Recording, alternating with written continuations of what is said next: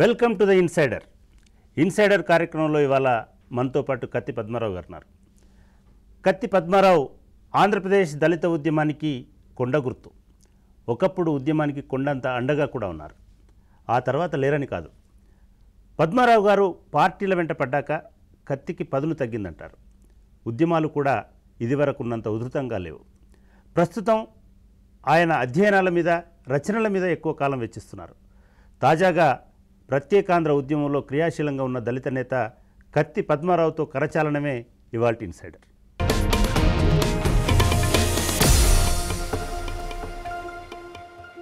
పద్మారావు గారు, ఇటీవలి కాలంలో మీరు ఊరందరిది ఒక దారి అయితే మీదొక దారి అన్న రీతిగా ప్రవర్తిస్తున్నట్టున్నారు. ఇవాళ ఆంధ్రప్రదేశ్లో ఒకవైపు సమైక్యాంధ్ర, మరోవైపు తెలంగాణ ఉద్యమం బలంగా నడుస్తూ ఉన్నది. ఏటికి ఎదురీదినట్టుగా మీరు సమైక్యాంధ్ర అని ప్రజలందరూ కదులుతుంటే మీరు ప్రత్యేకాంధ్ర అనేటువంటి నినాదం తీసుకున్నారు. దీనికి కారణం ఏమంటారు? 1998లో ఆంధ్రప్రదేశ్ దళిత మహాసభ ఎగ్జిక్యూటివ్ జరిగింది. దీనిలో మేమేమనుకున్నామంటే 98లో ఒక తెలంగాణ రావడం చాలా అవసరం, అలాగే ఆంధ్రప్రదేశ్ కూడాలో ప్రత్యేకాంధ్ర ఏర్పడటం కూడా ఒక అవసరం, చారిత్రక అవసరం ఉందని మేము ఫీల్ అయ్యాం. దానికి కారణం కోస్తల ఆంధ్రప్రదేశ్ మరియు రాయలసీమ వీటన్నిటికి కూడా పబ్లిక్ అడ్మినిస్ట్రేషన్ బాగా దూరం అయింది దళితులకి అనే భావం మాకుంది. మేము అప్పుడు ఎక్కువ చర్చించింది ఏంటంటే, మేము కారంచేడు, చుండూరు జరిపేటప్పుడేమో మాకు విజయవాడ బేస్డ్గా పత్రికా ఆఫీసులు కానీ పబ్లిక్ అడ్మినిస్ట్రేషన్కి సంబంధించి కొన్ని అంశాలు ఉండేవి. ఇది ఒక సెంటర్గా ఉండేది విజయవాడ. ఆ తర్వాత అన్ని ఇక్కడికి చేరిన తర్వాత ఒక దళిత్ ఇష్యూ వచ్చినా, ఒక సోషల్ ఇష్యూ వచ్చినా మనం హైదరాబాద్ వెళ్ళాల్సి వస్తుంది ఏంటి అనే ఒక ప్రశ్న మాకు వచ్చింది. అంటే పద్మారావు గారు, మీకు ప్రత్యేకాంధ్ర అనేటువంటి ఆలోచన రావడానికి సమైక్యాంధ్రలో మీకు న్యాయం జరగడం లేదు, దూర ప్రాంతాలకు అన్యాయం జరిగిందటువంటి భావన మీ లోపల ఉంది. ఇండస్ట్రియలైజేషన్ అంతా నాశనం చేసేసి పొలిటికల్గా రిప్రజెంటేటివ్స్ అనే చెప్పబడుతున్న వాళ్ళు, ఎంపీలందరూ కూడా వాళ్ళ పెట్టుబడులన్నీ లేదు, వాళ్ళ నివాసాలు హైదరాబాద్లో పెట్టుకొని కోస్తాని, రాయలసీమని బాగా నిర్లక్ష్యం చేశారు అనేటటువంటిది మా దాడులకు సంబంధించి నేను పోరాటప్పుడు అవగాహన చేసుకున్నా. దీనిలో ముఖ్యమైన అంశం ఏంటంటే, ఎస్సీలు అగ్రికల్చరు అక్కడ నాగార్జున సాగర్ వచ్చిన తర్వాత సార్, ఆ నాగార్జున సాగర్ రాకముందు మొత్తం ఎస్సీస్ భూమ్స్ అండి. అవి భూములు 80% ఎస్సీలు భూములు, ఎస్సీలు, బీసీలు, ఎస్టీలు భూములు అండి. అవి నాగా వస్తుంది నందికొండ నాగార్జున సాగరం అని మేమందరం పాటలు పాడుతూ ఆ రాజు కొనేసారండి. కొనేసిన తర్వాత సార్ మన కారంచేడు అంటే 18,000 ఎకరాల ఆయుకట్టు భూమి అండి. కారంచేడు, స్వర్ణ, ఐర్, అక్కడ వాళ్ళే పొగాకు ఫ్యాక్టరీలు పెట్టినా, అక్కడ వాళ్ళే పత్తి ఫ్యాక్టరీలు పెట్టినా, అక్కడ వాళ్ళే సినిమా ఇండస్ట్రీ పెట్టినా, ఆ 18,000 ఎకరాల ఆయకట్టు భూమి నుంచి వచ్చే ఆదాయం పెట్టుబడిగా మారింది. చాలా పెద్ద ఏరియా. ఇంకా మన ఆంధ్రప్రదేశ్లో అంత ఒకే చోట లేదు. మీరు కారు వేసుకుంటే సుమారు 9 కిలోమీటర్లు పొలంలో వెళ్ళాలి. అయితే అందులో మనకి మొత్తం ఎస్సీలకి వెనకటి పొలాలన్నీ మాకు కూడా అక్కడ 2 ఎకరాలు ఉంది వాదులో. అయితే ఈ నాగార్జున వచ్చేటప్పటికి మా తాతయ్య కట్టా రాఘవాళ్ళు అన్ని సొసైటీ భూమ్స్ అండి. అన్ని భూములు ఎలా వెళ్ళి మాకు తెలియదు, చరిత్ర తెలీదు. కానీ 1-2 సామాజిక వర్గాలకు వెళ్ళిపోయినాయి. మాకు భూమి లేదు. లెక్కేసామండి, 140 ఎకరాలు తీసుకుందండి 18,000లో. అంటే ఇప్పుడు మేము సెకండ్ ఇండస్ట్రీస్గా మాకు కావాలి. సరే, అగ్రికల్చర్ కోసం పోరాడుతున్నా భూమి రావట్లేదు, 4 లక్షలు 3 లక్షలు వెళ్ళిపోతుంది. అది మరి ఇండస్ట్రీ బెల్ట్ని దెబ్బతీశారు. ఎందుకు తీశారు మరి అనేది మేము ప్రశ్న వేసుకున్నప్పుడు 2 రకాల దెబ్బ తగిలింది.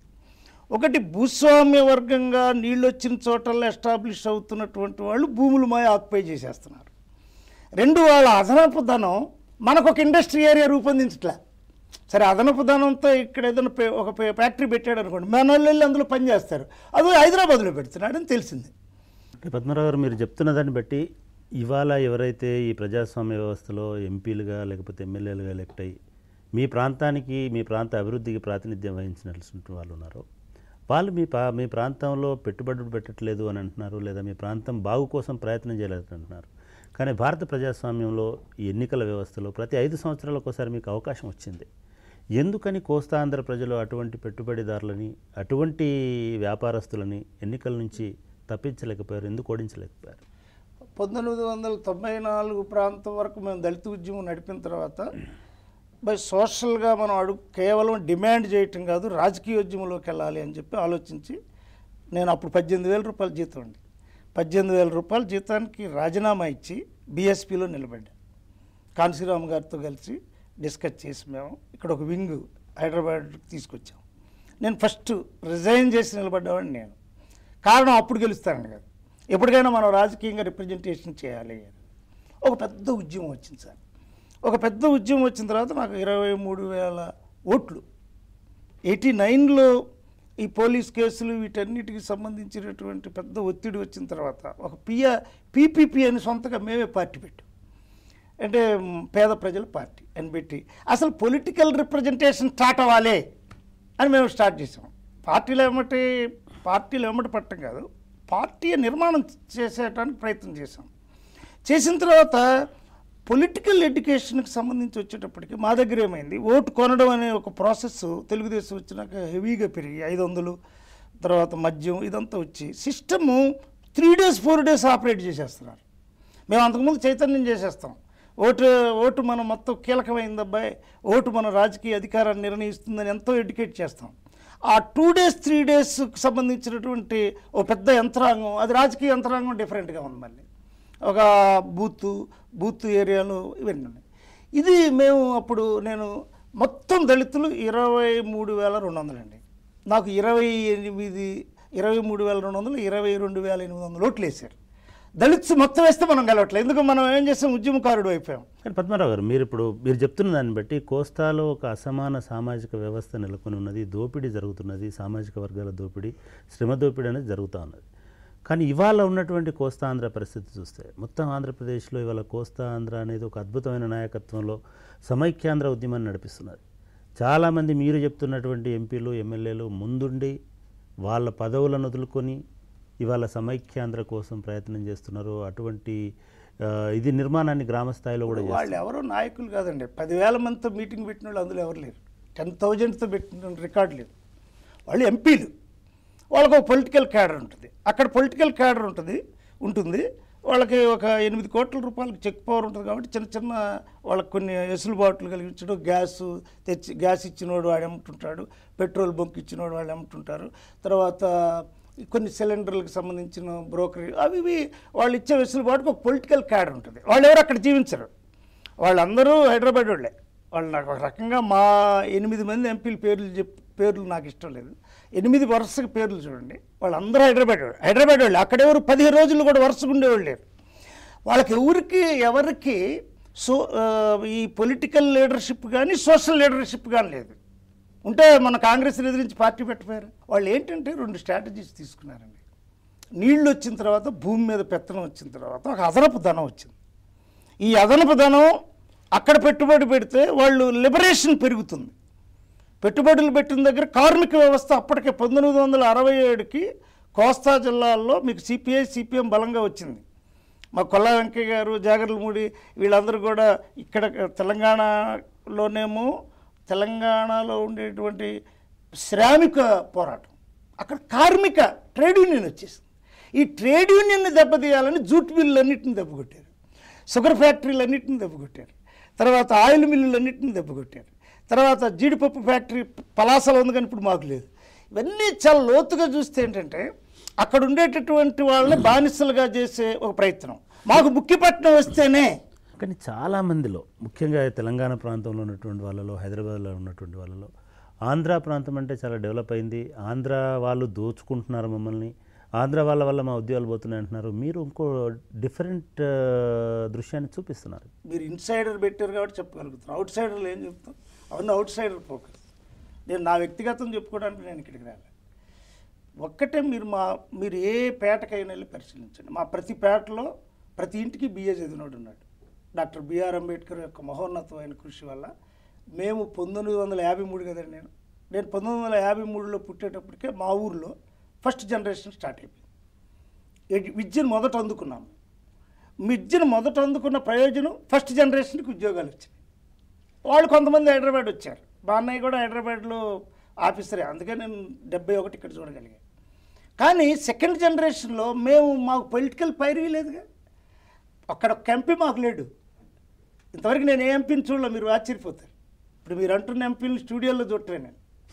నిజం, నేను ఎవరిని కలవాలి, కావాలంటే పలానా కేపీఆర్ పలానా కలిశాడు, నేను లేడన్నా. మరి నేను ఏ ఎంపీని కలవలే, మా వాళ్ళు కూడా కలవలేరు కొద్దిమంది ఏదన్నా వాళ్ళతో పరిచయం. ఇక్కడ మీరు అర్థం చేసుకోవాల్సింది, మేము బిఏలు చదువుకున్న సార్ ప్రతి ఇంటికి ఒక బిఏ. ఇప్పుడైతే లేటెస్ట్ ఇన్ఫర్మేషన్ మీకు ఇంకోటి చెప్తా, ప్రతి ఇంటికి ఎంఏ చదివిన అమ్మాయి ఉంది. ఎస్సీలో ప్రతి ఇంటికి కొన్ని పేటల్లో ఎంఏ చదివిన అమ్మాయి ఉంది. అయితే ఈ అమ్మాయి ఏం చేయాలి, మళ్ళీ బీఈడి, మళ్ళీ ఇది ఏదో రాశారు. ఇవన్నీ మేమేమో హైదరాబాద్ దోచుకునే వాళ్ళం కాదు, బయట హైదరాబాద్ రాలేము.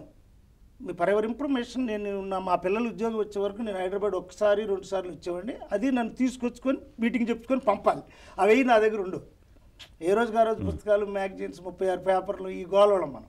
ఇక్కడ నేను అర్థం ఏంటంటే, మీరు లోతుగా ఆలోచిస్తే ఇవాళ తెలంగాణ కంటే కూడా, తెలంగాణకు ఒక తలకాయ ఉంది, హైదరాబాద్ ఉంది.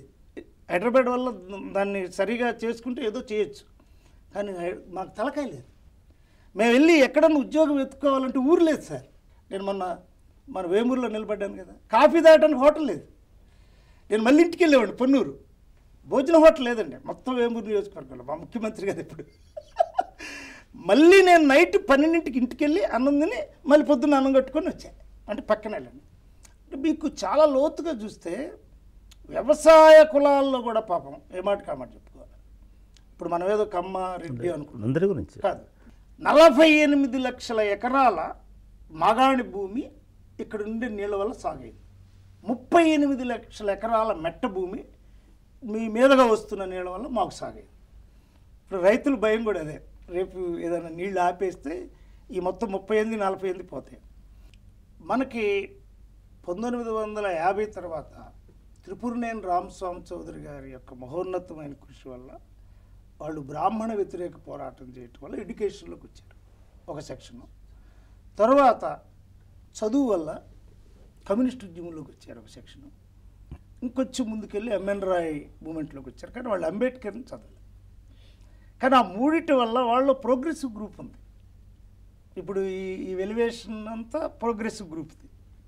ఇక వాళ్ళు రియాక్షనరీ ఫోర్సెస్కి సంబంధించిన దానిలో ఈ కాంగ్రెస్కి వెళ్ళి ఇటు వెళ్ళిన ఎంపీలు ఎక్కువ మంది ఉన్నారు. రైతులకు సంబంధించి చాలా కష్టపడి పని చేసుకొని వాళ్ళ భూమిని పండించుకుంటున్నారు. అయితే తప్పు ఎక్కడ జరిగిందంటే 12,84,000 ఎకరాల మిగులు భూమిని తేల్చారు మా ప్రాంతం. 12,84,000 ఎకరాల మిగులు భూమిలో వాళ్ళు 84,000 ఎకరాలు తప్ప 12 లక్షలని పంచనివ్వలే. Reactionary forces పంచనివ్వలే. వచ్చిన ప్రతి సీఎం పంచుతున్నాం అంటున్నాడు, పంచబోయేటప్పుడు రైతు మన దళితుడి నుంచి ప్రమోట్ అవ్వలే. బీసీ తెలివిగా వాళ్ళు పెట్టుబడిదారులు అయిన తర్వాత బీసీ అనుకోకుండా మాకు గౌడ, యాదవ 2 కులాలు, ఇంకా 2-3 కులాలు కౌలుదారులుగా ఎమర్జ్ అయ్యారు. ఎస్సీలకు వాళ్ళు మేము కారంచేడు ఉద్యమం తర్వాత కౌలు ఇవ్వటం మానేశారు. కౌలుదారులుగా ఎమర్జ్ అయినటువంటి వాడు రైతుకు అనుకూలంగా మాట్లాడటం ప్రారంభించాడు, రైతుకు అనుకూలంగా ఉంటాడు. మేము బీసీలు కలుపుకోలేకపోవడానికి కారణం అందులో ఉన్న ప్రోగ్రెసివ్ గ్రూపు మండల కమిషన్కి రిపోర్టులకు అనుకూలంగా మాతో కలిసి రిజర్వేషన్ వ్యతిరేక పోరాటాన్ని ఎదిరించింది. రైతు కౌలుదారు ఏకమయ్యారు. రైతు కూలి మళ్ళీ ఇతను కార్మిక రంగంలో ఉండిపోయాడు. భూమి రాలే. భూమి ఏ స్టేజ్కి వెళ్ళిందంటే 4 లక్షల నుంచి 10 లక్షల స్టేజ్కి వెళ్ళింది. ఒక తరంలో అరెకరం మనం సంపాదించలేం. ఇక్కడ తెలంగాణలోకి వచ్చేటప్పటికి ప్రతి ఒక్కరికి 2 ఎకరాలు 3 ఎకరాలు ఉంది. మీకు రాయలసీమ దళితులు ఇంకా బెటరు, పండగ పోయినా 4 ఎకరాల పొలం ఉంది, పట్టా కాగితం ఉంది. కాబట్టి మీకు చాలా జాగ్రత్తగా పరిశీలిస్తే తెలంగాణ వాళ్ళు కోస్తా దళితుల కంటే ముందున్నారు, చైతన్యంలో ల్యాండ్ కలిగి ఉన్నారు. అక్కడ మాకు అసలు ల్యాండ్ లేవు. మీరు ఒక్క ఊరు మొత్తంలో 340 కుటుంబాలు, ఊరు ప్రతి 10 ఊళ్ళ పేర్లు చెప్పమంటే వరుసగా చెప్తా. 340-500 కుటుంబాలు ఉన్న దగ్గర 8 ఎకరాలు 9 ఎకరాలు అంటే సపోజ్ మొత్తం ఆంధ్రదేశంలో ఇంటూరు పెద్ద పల్లె, 3,700 గడప పెద్ద పల్లె. మొత్తం 3,700 గడపకు గాను 25 ఎకరాలే పట్టా భూమి ఉంది. ఇంకా అందరికి